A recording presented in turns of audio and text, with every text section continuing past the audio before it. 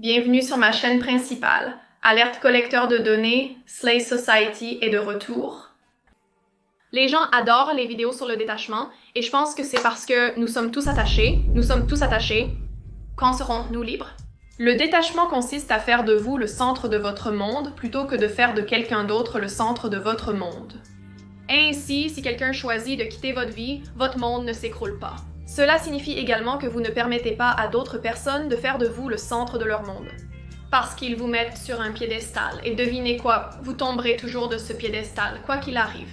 Parce que les attentes que quelqu'un a de vous dans son petit monde fantastique, cela ne correspondra jamais. Parce que vous êtes un humain, vous allez tomber. Le détachement consiste à ne pas surpersonnaliser les résultats et à commencer à voir la vie et les gens clairement et pour ce qu'ils sont. Voici donc quelques moyens débridés pour maîtriser le détachement dans votre vie. Numéro 1, blâmer l'univers ou Dieu pour tout ce que cette personne sort de votre vie. Vous êtes comme « Oh mon Dieu, merde, pourquoi as-tu fait ça à moi? Tu m'as abandonné. Vous êtes déclenché, vous êtes en spirale. Oh mon Dieu, tout le monde me quitte, tout le monde me fait du mal. Que suis-je? » L'univers est à blâmer de vous avoir fait quitter cette personne à nouveau. Il semble vouloir vous enseigner une leçon pour guérir votre blessure d'abandon. Donc, quand une bonne personne entre dans votre vie, vous êtes en sécurité et ne pouvez pas fuir. Vous pouvez alors pleinement l'apprécier et avoir une relation saine.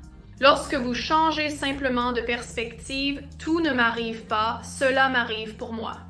C'est à ce moment-là qu'un grand détachement peut également se produire, car vous lâchez prise, vous renoncez à contrôler le résultat. De plus, il est crucial de se rappeler que vous ne pouvez ni contrôler ni posséder les autres. En fin de compte, les gens feront ce qu'ils veulent et peuvent se retourner contre vous. Mais ce n'est pas un reflet de vous. Arrêtez de tout personnaliser ce que quelqu'un fait. Ce n'est pas un reflet de vous ou une réflexion sur votre valeur.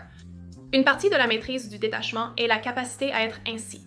Même si cette personne m'a blessée, même si elle m'a fait sentir que je suis indigne d'amour, même si elle a déclenché toutes mes blessures, même si elle m'a trahi, moi, ce manifeste pas, c'est ça, c'est une réflexion de ma valeur et je choisis de rester douce, je choisis de croire en l'amour, je choisis de croire qu'il y a encore de bonnes personnes dans le monde.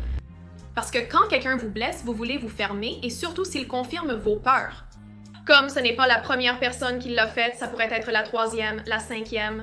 À ce stade, vous pourriez penser que tout le monde va vous blesser, vous montrer votre faible valeur et vous quitter en fin de journée. Mais vous devez choisir de croire que ce n'est pas la vérité.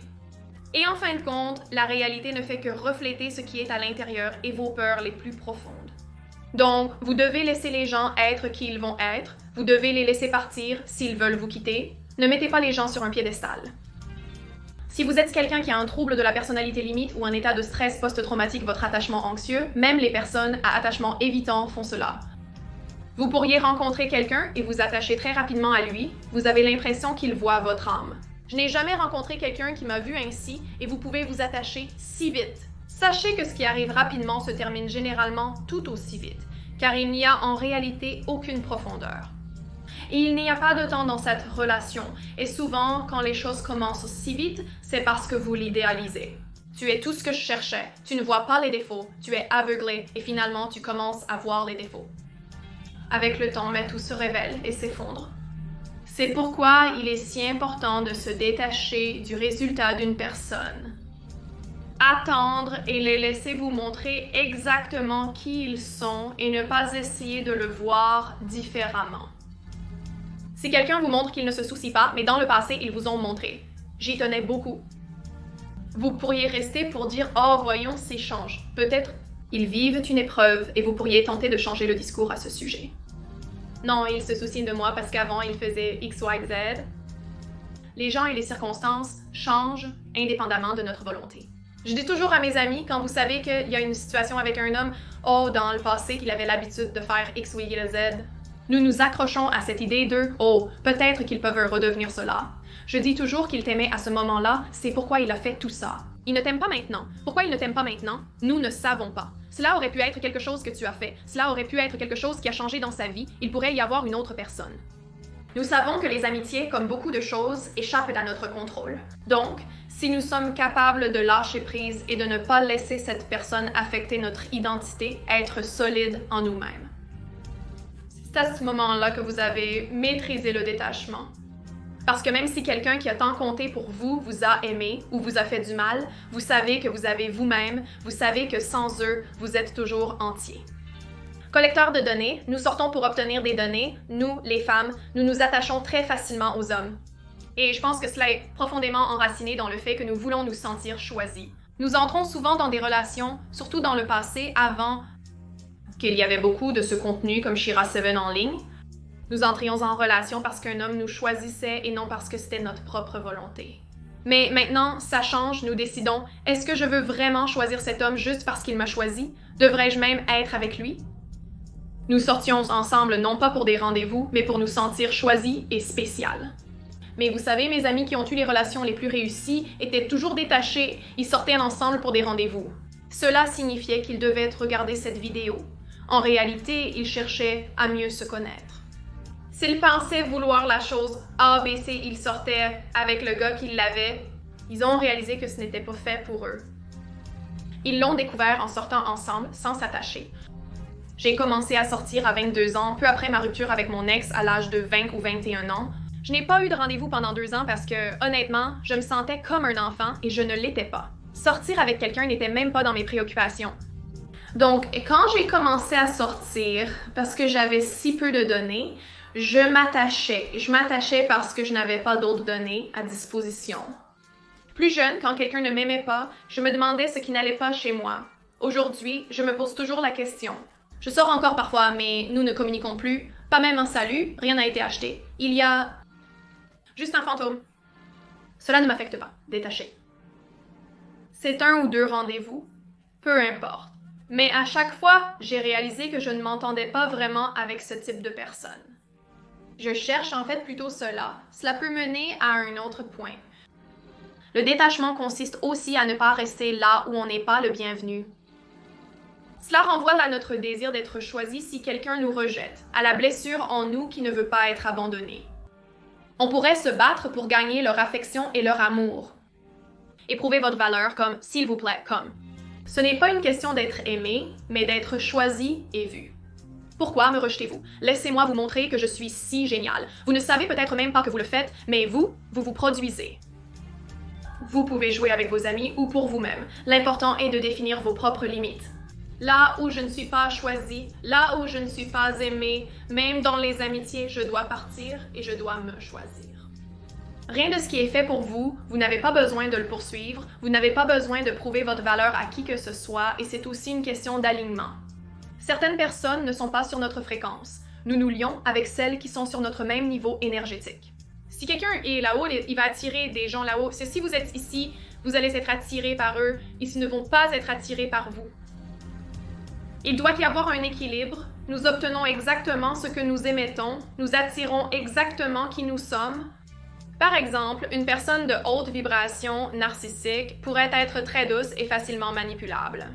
Et puis cette personne peut profiter d'eux et devinez quoi, les ramener à ce niveau et ensuite, à son tour, le NARC peut augmenter leur fréquence. J'aime avoir l'état d'esprit que ce n'est pas si profond, parfois les choses sont profondes, bien que parfois elles nous blessent vraiment. Et c'est pourquoi je n'aime pas tout le contenu de détachement où c'est comme « fuyez sans émotion, vous ne ressentez pas ce que vous devriez ressentir ». Sinon, la douleur est stockée dans le corps. Elle va se manifester sous forme de maladie plus tard, vous allez retenir cette douleur et elle va ressortir plus tard. Traitez-le, lisez, écrivez à ce sujet, parlez-en à votre thérapeute, parlez au chat Generative Pre-Training Transformer puis libérez, lâchez prise. Ce n'est pas si grave. Et si cela n'a pas d'importance dans 5 ans, ce n'est pas si grave. Ensuite, vous devriez avancer avec l'idée que tout le monde n'a pas accès à vous.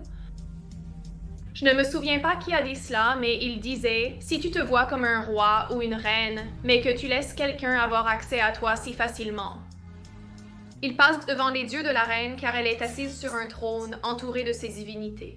Comment ont-ils réussi à contourner cela et à avoir accès à toi sans même se prouver eux-mêmes?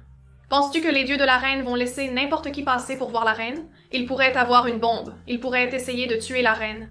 Pourtant, toi, soi-disant reine, tu laisses tout le monde entrer dans ta vie, chaque petite personne. Ils pourraient simplement te donner une petite coupure de papier, mais que se passe-t-il quand tu en as 1000? Ayez ses barrières, ayez ses limites, et plus que ça, tu dois savoir exactement ce que tu veux. Quand cela apparaît devant toi, tu peux dire aux dieux de les laisser entrer. Ayez la mentalité que je ne m'abandonnerai pas pour éviter d'être abandonné par les autres. Cela signifie que tu pourrais jouer un rôle cachant les aspects les plus authentiques et imparfaits de ta personnalité car tu penses que c'est nécessaire. Pour que je sois aimé et accepté et pour que les gens restent, je dois jouer un rôle. Je ne peux pas montrer les parties vulnérables et désordonnées de moi. Mais en faisant cela, vous allez juste être tellement épuisé et comme je reviens à un point précédent, les gens vont partir s'ils le veulent et puis ils pourraient y partir. La version performante de vous-même vous fera réaliser que vous pensiez l'avoir perfectionné, mais qu'en réalité, vous avez aussi laissé passer des choses. Imaginez si vous voyez le vrai moi. Vous devez vous présenter tel que vous êtes, même en matière de rencontre. D'accord, je vais être ce personnage. Elle est organisée, parfaite, charmante et très féminine, mais vous ne vous présentez pas comme votre vrai vous-même. Vous pourriez l'avoir, mais vous jouerez éternellement. Finalement, votre vrai vous ressortira. Il pourrait le voir et se dire « je ne te reconnais même plus ». En étant authentique, vous attirerez des personnes sur la même longueur d'onde, même si cela implique de vous perdre dans le processus. Alors, autant être-vous dès le premier jour. D'accord les gars, c'est la fin de cette vidéo. Merci beaucoup d'avoir regardé. Allez vous inscrire à Slay Society Merch. Nous allons sortir dans les prochains jours. Je dis ça depuis si longtemps, mais mon frère, je jure que l'univers a été récemment, j'essaie de lancer, et nous lançons mieux que jamais. Partagez le post sur Instagram. Livraison mondiale gratuite pour 2 chemises, sinon 10 $ de frais. J'espère que vous avez aimé la vidéo. Je t'aime énormément. Vérifie également la formule de like. Choisis si tu y crois. Voici d'autres chemises qui me font bien rire. Complexe de Dieu. C'est la nouvelle version de « Ne laissez jamais votre petit ami vous empêcher de trouver votre mari ». Ne laissez jamais votre petit ami vous empêcher de trouver votre femme. Peu comprendront, beaucoup verront. Mais c'est comme ma citation préférée, mais vous ignorez combien j'en ai en réserve. Les vrais savent que j'ai inventé. Ne laissez pas votre copain vous empêcher de trouver un mari riche. La prochaine, je prédis qu'elle va exploser, c'est coupable jusqu'à preuve d'innocence. Homme sceptique, il y en avait d'autres. Bro, je ne peux tout simplement pas me souvenir de ce qu'ils sont. Mais retraités écrasés par l'antisocialité. Homme sceptique. Nous avons une collection de hashtags « Je déteste mon petit ami ». Oups, mon futur mari risque d'avoir peur en voyant ça. Mais vous savez quoi, je ne changerai pas qui je suis. S'il est pour moi, il comprendra que c'est une blague. Je suis un Joe, je déteste mon petit ami. Choro, j'aime mon mari.